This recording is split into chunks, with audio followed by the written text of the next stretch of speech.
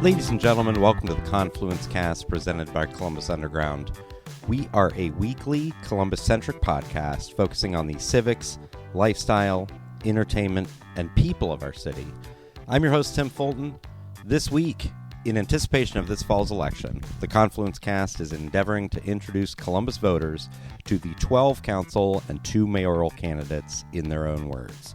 Today, Farxaan Jeyte, candidate for Columbus City Council District 5, discusses his background, how he believes council can help better the city's distressed neighborhoods, and the value of having a representative in each district.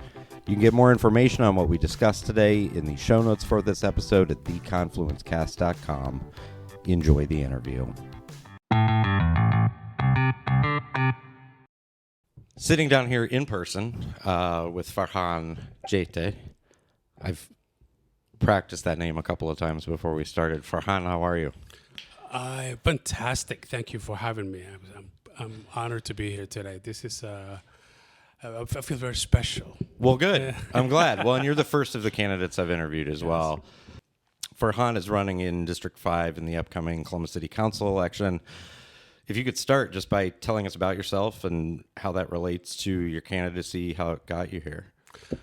Well, my name is Farxaan Jeyte, and obviously you can tell by that kind of name. It's not your average American name. Mm-hmm. But also with my amazing accent, you can see my background is not, my English is not my first language. Okay. We moved here in Columbus back in 1996. We were originally from Somalia. Somali is in East Africa, so we had a civil war, real bad one, and we have to go to a refugee camp, new life. I was about 8 years old at the time. We moved to Kenya. Then the American government came by to help us out.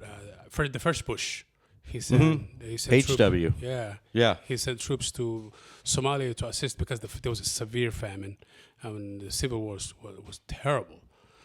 And out of all the nations in this world, George Bush, the first one, my favorite Bush, is the one that felt like out of the mercy from United Nations, they came out, they helped us out, they destabilized the civil war. But there was a little bit of a peace because of that. But unfortunately, then I'm sure you heard the horror story about Block Hawk Down. Mm-hmm. That's where it took place. Yes. That's when it took place. And then somehow, by faith, I'm Muslim. Mm-hmm. And there was a church that came to the refugee camp. They're the one who actually sponsor us and brought us to United States. Your family? Our family. Yeah. Got it. And we migrated. The first location we stayed was Springfield, Virginia. We stayed about 2 years.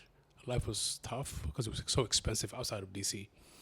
Then one of my uncles, fortunately, he actually had a friend who he helped out to move to Minneapolis. And he had another friend west of Columbus. And he stayed over for a couple of weeks. At that time, my parents, they used to work at fast food and cleaning. Okay.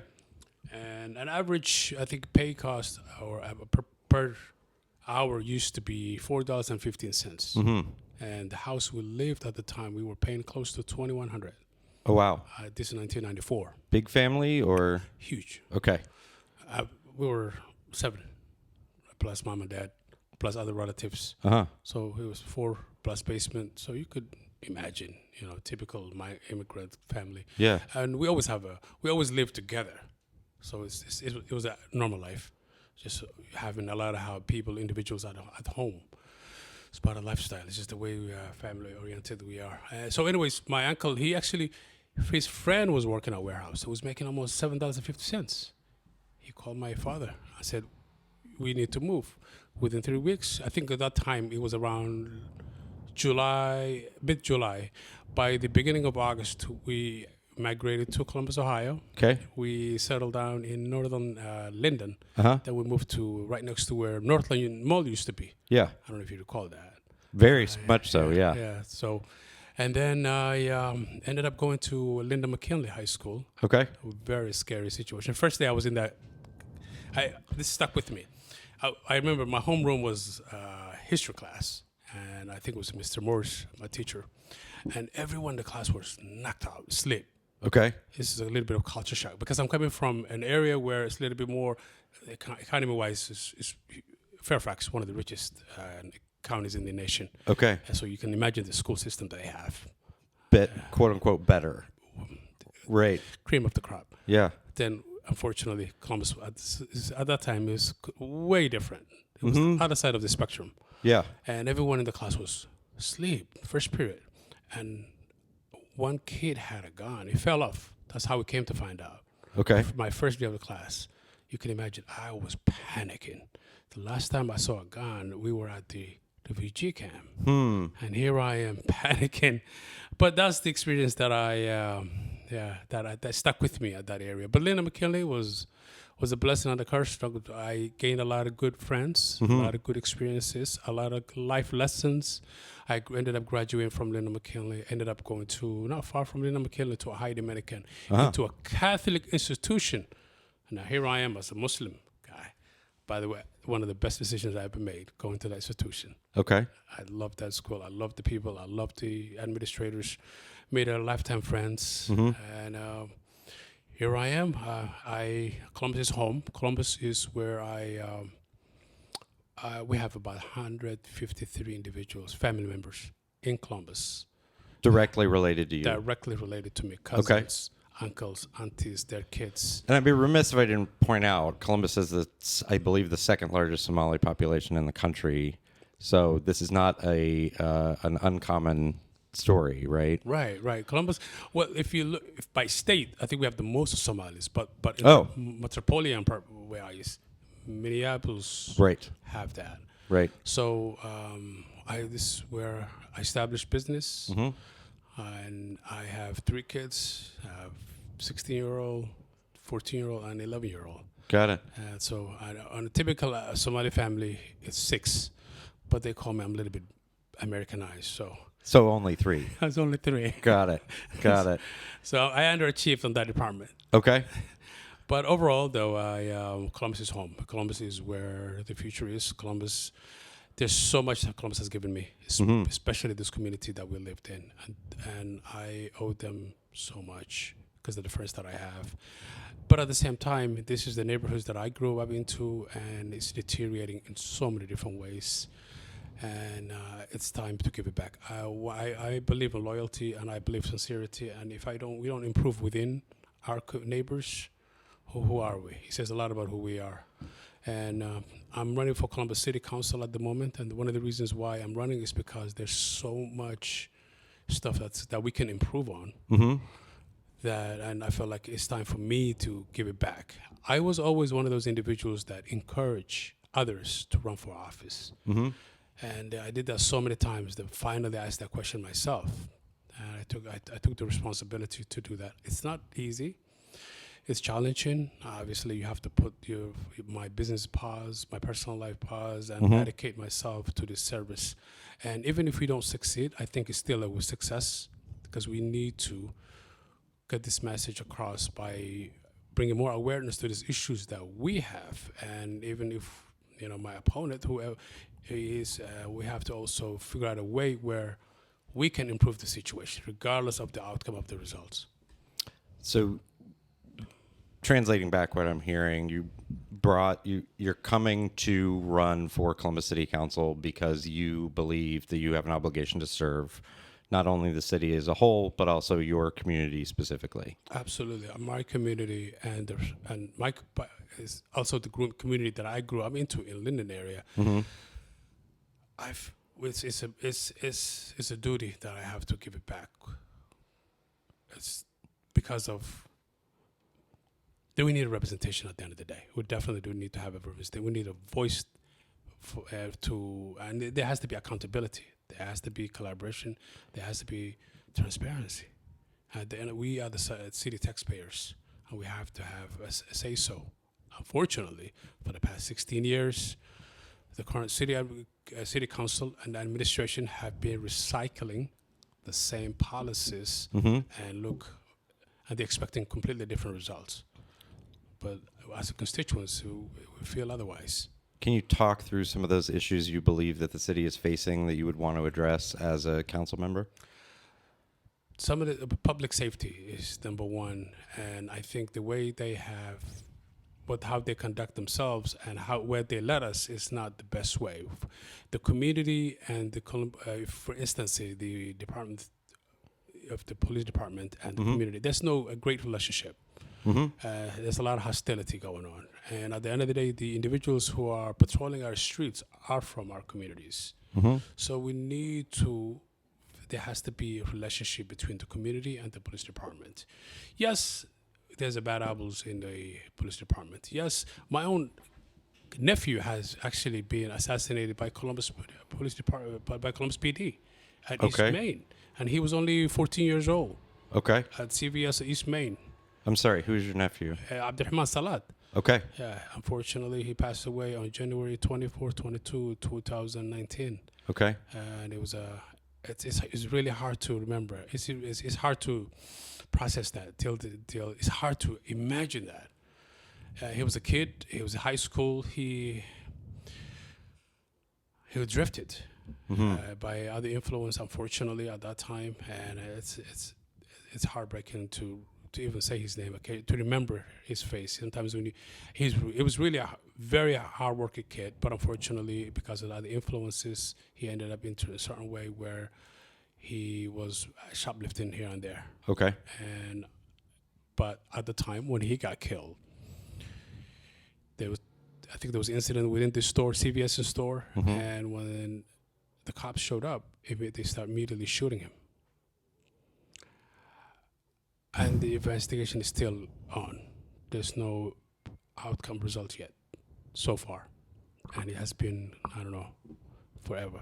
But even though I'm feeling that way, I felt like there has to be a better relationship between the community and the Columbus Police Department. And we need to, because the officers themselves are human beings. Yeah. Mental health is real. There's so much stress they encounter. And we got to figure out a way where there is a better dialogue, a better training. Whatever they're doing right now, it's not working. Right. We got to figure something out.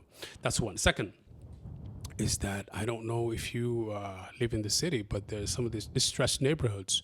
There's a food deserts. Yeah. All over. High school levels, when kids graduate high school, and there's nothing for that kid to do. There's a career centers, but there's absolutely none. We have a plan of proposing school trades such as carpentry, welding, home economy. I think they took that away, and SDNAs. So poverty is the issue, and unfortunately, the leadership have not really have zero solutions for these issues. But we know that we have the best solutions to resolve this issue. It's just a matter of going out there and introducing this to the masses. And I'm sure everyone will welcome based on the solution or the formula that we have. Absolutely. What other issues would you want to address? Transportation is one of the biggest issues that we definitely do need to address. Okay. The current system that we have has not worked for the past 15, 20 years. There's a better way. This is a city where the region where it's going to be the Silicon Valley of Midwest. The current system that we have, it's not. Columbus is the third worst, I think, air quality cities in the United States. Okay. And obviously we have a climate situation that we need to address on that end. And we want to introduce the Level Up. It's a system that Columbus City has been talking about since 2021. And they want to dedicate about $100 million so far. So far it's just nothing but talk. There is no solution. We have a solution to introduce streetcar training. It's it can reduce the pollution, it can create more jobs, and it can actually take more people at once. So those are, I think, the areas that we felt like we need to address more. Obviously, the biggest one we have is the affordability. And I hear, housing. Yeah, absolutely. Well, and I hear you keep saying we, and I think it's not to put words in your mouth. It's reflective of both the community that you represent and the city as a whole. Yes, the community. What I mean by the community is the constituents of Columbus City overall. Yeah. Yeah. So we are the people's candidates. So that's the reason why we say we. Okay. Yes. Almost the royal we. talk to me about if you have thoughts on the new district structure that Columbus City Council is going to be under. This is the first time that in a long time, I don't know how long, but we see all the city council, including the mayor, is running for office. All right. All of them. And there's two districts that they recently added on. Mm-hmm. And Well, there were no districts. there were There are two new seats. Right. 2 new seats and a total of 9 different districts. Mm-hmm. The significance of the district, the way that I understood, is that the only way that it can benefit me is that if I'm getting the petitions only for that district. Okay. But the vote is coming from citywide. Mm-hmm. It's something that needs to be revisited. We need to go back to the city charter, Mm-hmm. and maybe when it comes to voting, it's specifically supposed to come from the district. Okay. And it makes more sense that way. But the way the current system is not. It's confusing. Mm-hmm. It makes no sense. But at the same time, it's benefiting. We know who's going to benefit, the current administration of the city council. But it's okay. But we as a constituency have a say-so. It's one of the things about the downfall that this administration and city council have. They really do not prioritize the needs and the opinion of the constituencies. Okay. It's almost, they make the decision. There's no transparency. There's no collaboration. There's none. And then when they make that decision, they make it public, and then they don't consider the suggestions of their constituencies. And that's something we would definitely want to make a change. This is one of the most undemocratic cities in the United States. It's only Portland, Oregon, and Columbus that have this current system that we currently have. The rest of the cities, majority of them have ward system. Mm-hmm. And one of the main excuses they always make is that ward system bring corruptions. Well, the Columbus is different. So let the constituencies make their own choices. Don't make the choice for them. I don't want to push back against you, but do you see value in basically the step towards that representation, in that there is a candidate in each of those districts? There's a representative. There will be a representative in each of those districts. Do you see value in that? You have to live in District 5 in order to be the District 5 council person. I see the value of that, but is that going to bring a different solution? No, at the end of the day, it comes down to the policy that has been set to make the city move forward. But the benefit that it would benefit specifically for that ward or for that district if the voting is strictly coming from that district, because then they will be more informed about the individual. But right now everything's blanket. Well, and there's an argument that you would be held more accountable to the folks that live in your district. Exactly. But is that something they want to see change? Only when we get elected, hopefully we'll have the opportunity to make those changes. Well, and this is a new thought for me, but I'm super interested to see what the voting results look like for you, for example, who's one of the few candidates who has somebody you're running against. Mm-hmm. Will the person who won in District 5 end up being the person who got the most votes in District 5? That'll be super interesting to look at after all's said and done. You're right. I think that'll be very interesting. But at the end of the day, it's not about whether we win the district or not. It has to be whoever gets most of the votes citywide. Exactly. Yeah, that is how it's going to be tallied. Yeah. So, finally, I wanted to ask you what is your pitch? What's your unique value proposition? Why should folks vote for you? First of all, I'm not a politician. Okay. One of the things I want to go back to some of the issues, specifically the trade schools. I think that's the one that's going to change. I think one of the biggest issues that we have in this city is poverty. And the poverty has a very strong grip in different areas, in different spectrum in our lives. And one of the ways we can improve that is that we implement trade schools in a young age, even middle school, some sort of a skill. And when that individual finished high school, they have a certificate, either being a plumber, electrician, STNA, or carpenter. And they can have their own independent specific LLC. And they can make $80,000 a year. And that's going to uplift the whole community. and they will have alternative. Not every kid, by the way, is going to go to a college, Mm-hmm. so it's always good to have that alternative route. Mm-hmm. So that would create actually more entrepreneurship within the communities, and those individuals will have the skills for the rest of their lives. I think we used to have this programs back in the days, but unfortunately, recently we implement for the past 15, 20 years career centers, and that has not produced a very productive society, in my opinion. Okay. Another topic that I really want to go back into is the food deserts. Mm-hmm. And the food deserts and the transportation are sort of aligned.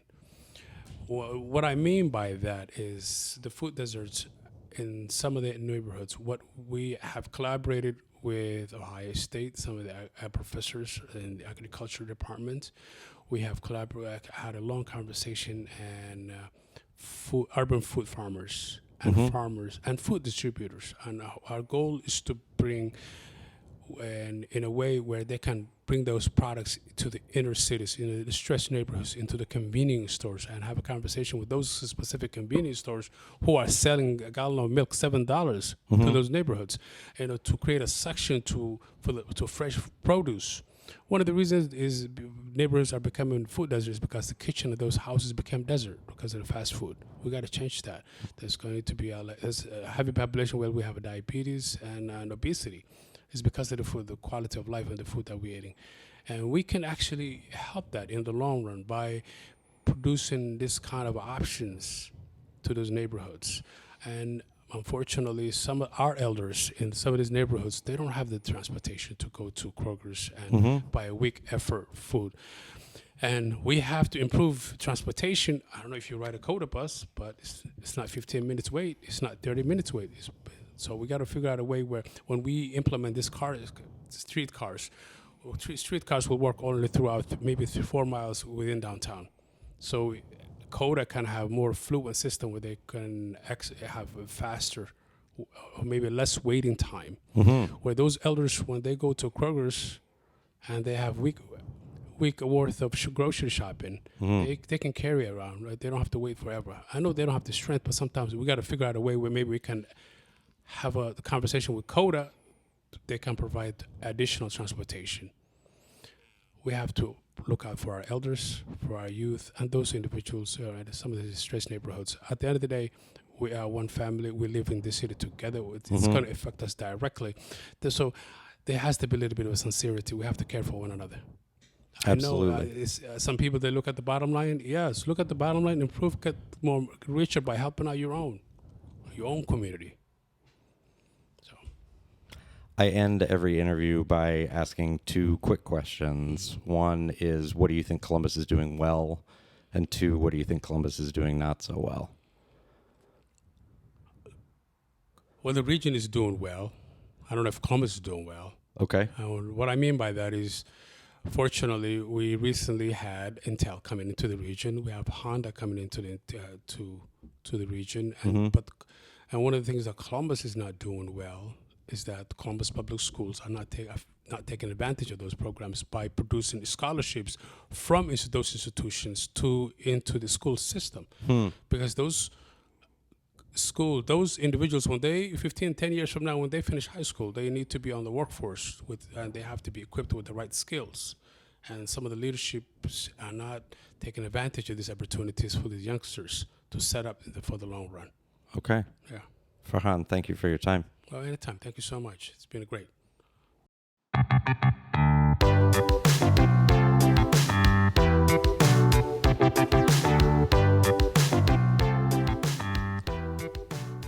Thank you for listening to the Confluence Cast presented by Columbus Underground. Again, you can get more information on what we discussed today in the show notes for this episode at theconfluencecast.com. Please rate, subscribe, share this episode of the Confluence Cast with your friends, family, contacts, enemies, your favorite businessmen. If you're interested in sponsoring the Confluence Cast, get in touch with us. We can be reached by email at info@theconfluencecast.com. Our theme music was composed by Benji Robinson. Our producer is Philip Cogley. I'm your host, Tim Fulton. Have a great week.